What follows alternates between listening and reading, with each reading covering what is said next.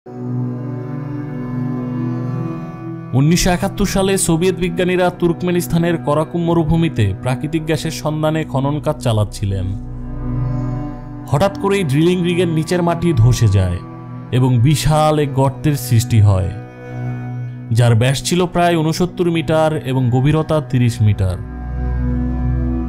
পরবর্তীতে এই গর্ত থেকে প্রচুর পরিমাণে মিথেন গ্যাস বের হতে শুরু করে, যা আশেপাশের পরিবেশ ও জীববৈচিত্র্যের জন্য বিপজ্জনক হয়ে উঠেছিল। তাই বিজ্ঞানীরা ভাবলেন আগুন ধরিয়ে দিলে গ্যাস কয়েকদিনের মধ্যে পুড়ে শেষ হয়ে যাবে। কিন্তু সবাইকে অবাক করে দিয়ে সেই আগুন আজও থামেনি। এই ক্রেটারের ভয়ঙ্কর আগুন এবং এর গভীরতার কারণেই একে দ্য ডোর টু হেল বা নরকের দরজা বলা হয়। রাতের বেলায় এর আগুনের শিখা এতটাই উজ্জ্বল হয় যে কয়েক মাইল দূর থেকেও এটি দেখা যায়।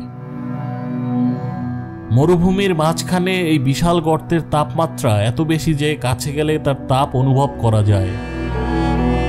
এমনকি এর কিনারায় দাঁড়ানো রীতিমতো সাহসের ব্যাপার। প্রথমে এটি দুর্ঘটনাবশত তৈরি হলেও আজ এটি তুর্কমেনিস্তানের সবচেয়ে বিখ্যাত পর্যটন আকর্ষণগুলোর একটি। অ্যাডভেঞ্চার প্রেমী ভ্রমণকারীরা মরুভূমির গভীরে ক্যাম্প করে রাতের বেলায় এই জ্বলন্ত নরক দেখার অভিজ্ঞতা নিতে আসেন। তবে সরকার ইতিমধ্যে এই আগুন নিভিয়ে ফেলার পরিকল্পনা করেছে, কারণ এটি প্রচুর গ্যাস নষ্ট করছে এবং পরিবেশের ক্ষতি করছে। বিশ্বে এমন রহস্যময় স্থান খুব কমই আছে যা একই সাথে ভয়ঙ্কর এবং বিস্ময়কর।